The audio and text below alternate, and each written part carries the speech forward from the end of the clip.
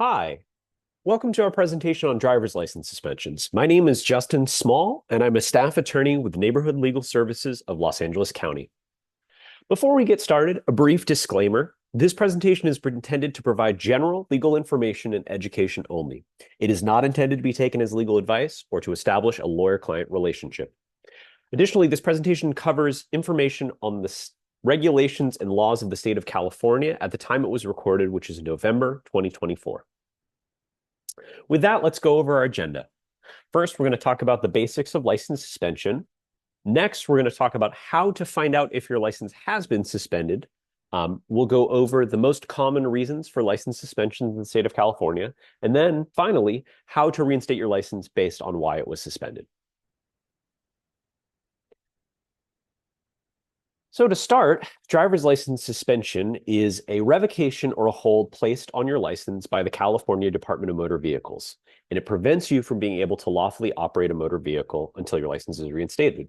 So essentially, if you have a license suspension, you are not allowed to drive, and if you are found to be driving while your license is revoked or suspended, it can lead to monetary fines or criminal prosecution.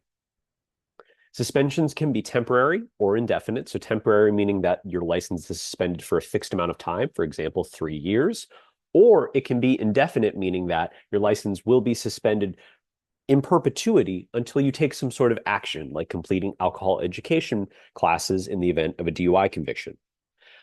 It can also affect your ability to get licensed to drive in a different state. So for example, if you have a license suspension in California and you move to another state like Arizona, the state of Arizona's DMV equivalent is going to honor that hold, and you will not be authorized to drive in Arizona as well. And the same is true the opposite. If you have a license suspension in one state and you move to California, California is still going to honor that suspension. So you need to address whatever the underlying suspension is to be able to drive in any state in the country. And then finally, as mentioned, if found to be driving with a suspended or revoked license, it can lead to criminal prosecution. So how do I know if my license has been suspended? Well, the easiest way is to contact the DMV. The DMV keeps our driving records and is the one in charge of our driving privileges. So one thing you can do is you can go to a local DMV office and request a copy of your driving record. You can do that through a kiosk, or you can also do it through the mail or online. And so this link here is how to do it online. As just a note, it does cost $5 if you do it in person or through the mail, or $2 if you're doing an informal request through the link below. You will just need a debit or electronic card and need to set up an account on the My DMV portal. Finally, one thing that can do for free is call the DMV Mandatory Action Unit. The Mandatory Action Unit is a department of the DMV that is responsible for most driver's license suspensions. Even if they are not responsible for the particular form of license suspension you have, they'll still be able to tell you whether or not your license is suspended and why. One thing to note about this number and this department is that they are on a callback system, and callbacks can take upwards of 2 to 3 business days. So if you call in and get in the queue, just know that you need to be near your phone, and call can come anytime during the DMV's business hours. Generally, callbacks are within 8 to 16 hours. Okay, now we're going to go over some common reasons for suspended driver's license. There's a couple of different categories, and I'm going to start with just kind of the broad overview, and then we'll go more specifically on each one. So the first one is called a failure to appear suspension, which actually is no longer a valid form of suspension, but for reasons we're going to get into in a moment, there are some still residual failure to appear license suspensions. There's another category of operating a motor vehicle either without auto insurance, or failing to report an accident in which you're uninsured, or just failing to report an accident in general, where you're taking some sort of unsafe driving behavior. Next, we see the criminal side of things, DUI convictions, or failing or refusing to take a drug and alcohol test by a law enforcement official. Those are their own set of suspensions. As well as having excessive points on your driving record. So every time that you are found liable for a moving violation, such as a traffic ticket or even a DUI conviction, there will be points added to your driving record. If you get a certain number of points within a fixed amount of time, it can lead to a license suspension. And the last two are financial. Right now, currently in November of 2024, though the law is about to change, your license can be suspended for failing to pay child support. And in general, your license can be suspended for failing to pay a civil judgment. So with that, let's go into a little bit more depth with each of these and talk about how to reinstate. So the first one, as we talked about first, is failing to appear. So what does that mean? Failing to appear is a situation in which you are issued a traffic ticket. So when you're pulled over and an officer issues you a ticket, you are both given a copy of that ticket, but you also have to sign a copy of the ticket. And when you sign that ticket, you're actually making a legally enforceable promise to appear in traffic court to address the ticket.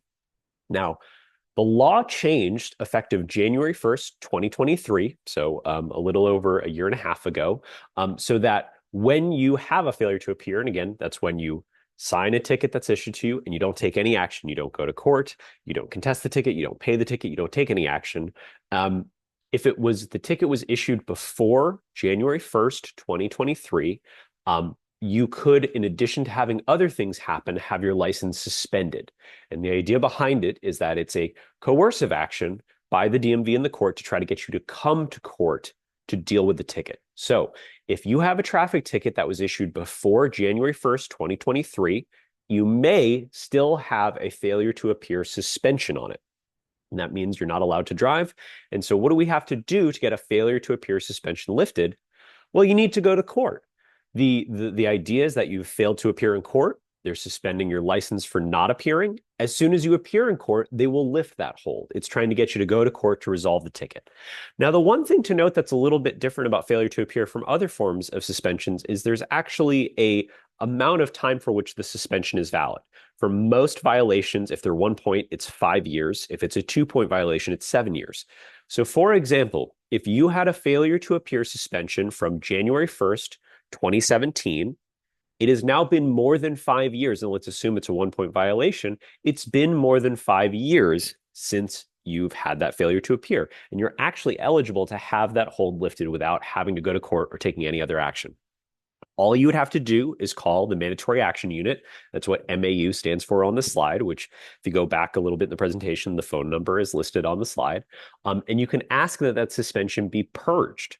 And all that means is that they're going to remove the hold because these types of suspensions are temporary. They're for a certain amount of time. And if you've gone past that amount of time, you're eligible without having to take any other action. So in this case, in terms of dealing with a failure to appear, the first step is always to call the Mandatory Action Unit to find out if you have any failure to appear suspensions. If they're older than 5 years old, you can purge them right then and there just by talking with a representative. And if not, you're going to need to set up an appointment to go into court to either contest your traffic ticket or address the underlying ticket.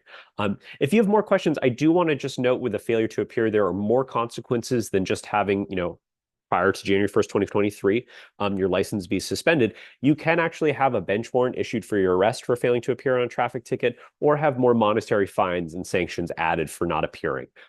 Doesn't happen in every situation, but you should be aware. And if you'd like more information, we have a separate training and presentation on traffic tickets that also goes into failing to appear. So takeaway here, failing to appear, first step, call the Mandatory Action Unit. See if there's a suspension there, see if it's eligible to be purged, and if not, set up an appointment to go into court and appear on your traffic ticket. The one thing to note too about this is that the hold will be lifted just by appearing in court. You do not need to fully pay for the ticket or fully resolve the ticket. As long as you're appearing in court, that's all that's needed to lift this type of hold. Okay, the next type of bucket of holds we talked about are called financial responsibility holds. This is a situation where the DMV can suspend your license for failing to carry auto insurance. Most commonly, it's related to failing to report an accident, which you're uninsured, or even just failing to report an accident in general, failing to obtain insurance, or getting into an accident which you did not have insurance. So all situations where uninsured is kind of the issue. You'll need to obtain an SR22 insurance policy, and we're going to talk a little bit more about that in a second, and send proof to the DMV for reinstatement. There is a separate department in the DMV related to these types of holds. It's called the Financial Responsibility Unit, and the phone number is right here. I generally advise starting with calling the Mandatory Action Unit, as I previously said, because they hold all types of suspensions, more than just financial responsibility, and they would still be able to tell you if you had a financial responsibility hold.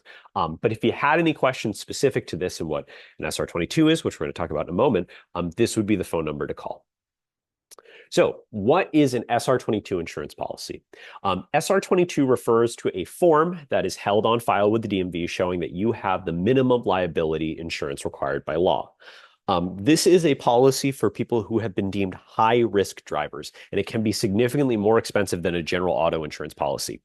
It's a requirement for people who have been, like I said, in accidents where they're uninsured. It's also a requirement for people who have been convicted of DUIs and other types of driving under the influence convictions. So unfortunately, it can be very pricey, and I do recommend shopping around to see, it is a requirement. It's something you have to hold with the DMV, and there's not a way to waive this requirement. But we do have some different brokers in the state of California. There is mylowcostauto.com, which is a auto insurance broker that shops for competitive quotes. So if you're interested, you just want to check when calling an insurance broker to make sure that they understand that you're looking for an SR22 policy because it needs to satisfy what the DMV is asking. Um, the DMV will require you to maintain the policy for a certain number of years, depending on the cause for suspension. And if you want more information, you can contact the two units I previously talked about. Okay, with that, we're going to switch over and talk about DUI convictions. So a DUI is obviously a separate criminal proceeding in addition. And so there's actually kind of two things happening at the same time. There is the criminal process related to the DUI, and then there is a separate administrative process with the DMV related to the DUI arrest. So within 30 days of notice of the DUI arrest, the DMV will place your license in suspense, even regardless of what the outcome of the DUI is. And you need to request what's called an administrative pro se hearing if you'd like to contest the DUI suspension of your license. This is something that you should also contact a qualified attorney for because it can be a very specific administrative process.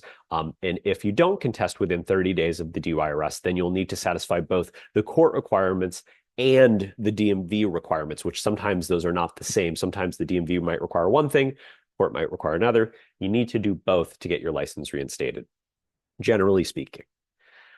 So the common DUI requirements we see are an alcohol education program, an interlocking ignition device, which we call an IID, and an SR22 insurance policy, which we've already talked about. So an alcohol education program is just as it sounds. It's a program for people to understand the dangers of using alcohol and substances when driving. And the length of the program is generally going to depend on the factors related to your sentence, whether or not you've had more than one DUI. There are 3-month programs, 6, 9, or 18-month programs.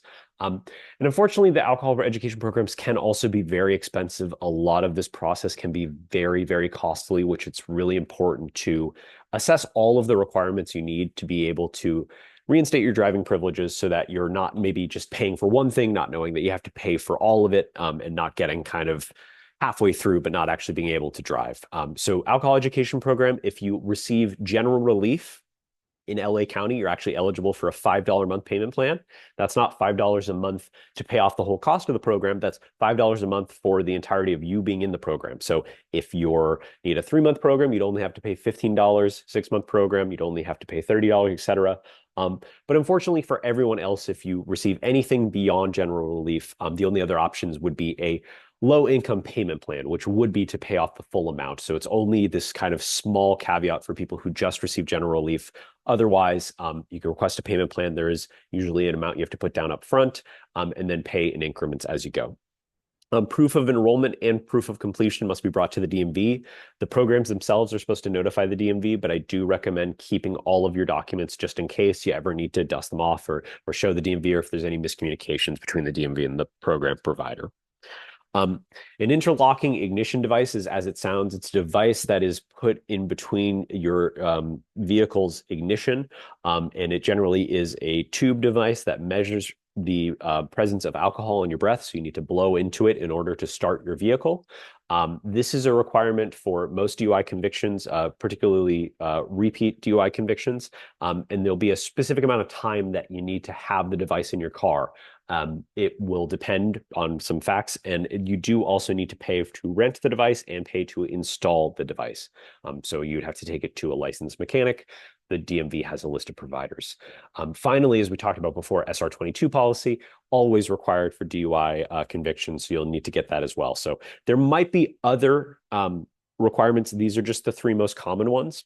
But the one thing I wanted to note that's specific to DUIs, or just really criminal convictions that include driver's license suspensions, is that you may be eligible for what's called a restricted driver's license. Now, that is going to depend on your previous driving history as well as the conviction itself. But so a restricted driver's license is just as it sounds. It's a form of driving privileges that does allow you to operate a motor vehicle, but under certain conditions. For a DUI conviction, you'll already need to be enrolled in an alcohol education program. And then what type of restricted driver's license is going to depend. You can get what's called a to and from license, which means that you are allowed to drive from specific places at specific times. So, for example, being allowed to drive to and from your place of employment, or to and from a child's school if you're picking them up, or to and from a medical appointment. But you would need to iron out and exactly define where that is before getting the restricted license. The other version of this is having an interlocking ignition device installed where you don't have any geographic restrictions, but you're restricted to operating the vehicle only with the device implemented. To see whether or not you're eligible, the move is always to contact the mandatory action unit. Okay, so we're going to just cover these last three together because they're a little bit more specific and not as common. So excessive points on your driving record. Unfortunately, there is no way to get it reinstated other than waiting a certain amount of time. So each point that gets added to your driving record does eventually come off. For 1 point moving violations, it's generally 3 years. For DUI convictions, depending on the actual conviction itself, will determine how many points and how long it stays on your record, somewhere between 7 to 10 years. So if you have too many points on your driving record, the move is always to call the mandatory action unit, calculate, how many points you have, what exactly is putting you over that threshold of a license suspension, and what the timeline is for those points to come off for you to become eligible to drive again. If you owe child support arrears, you will need to contact your child support agency. This is similar to a failure to appear suspension in that child support agencies, as of this year, November 2024, they're able to suspend your driver's license for not paying child support. And the only way to get it reinstated is to make payments towards complying with your child support orders. Now, with this particular form, the law has changed as well. And we were actually anticipating January 1st, 2025, that child support arrear license suspensions will no longer be lawful. Now, exactly how that is going to roll out in terms of for people who currently have license suspensions because of unpaid child support arrears, it's a little unclear. It's definitely something that is being worked out with the DMV currently, but you should know moving forward, January 1st, 2025, if you have unpaid child support, you cannot have your license suspended. Finally, if you have an unpaid civil judgment, so this is a situation where you've been sued civilly in a lawsuit and found liable and a judgment has been ordered against you, if you don't pay it, you have two options. One is to go back to court to either relitigate it if that's an option. You can also obviously make payments and get in compliance with paying your civil judgment, or you can wait 3 years and obtain an SR22 policy and contact the civil judgment department. So the number is right here. So I moved through some of these fairly quickly, but here's what I would say is just a summation of the presentation. As we mentioned at the top, license suspensions are very fact specific. And another thing we didn't really talk about is you can have multiple causes for suspension. So the first step in assessing your driving privileges is always to get all of the information, all of the requirements that you need in order to become licensed to drive again, so that you can make an informed decision, because a lot of these things can be very expensive. And so you want to budget and think accordingly and make an informed decision. Thank you so much for watching.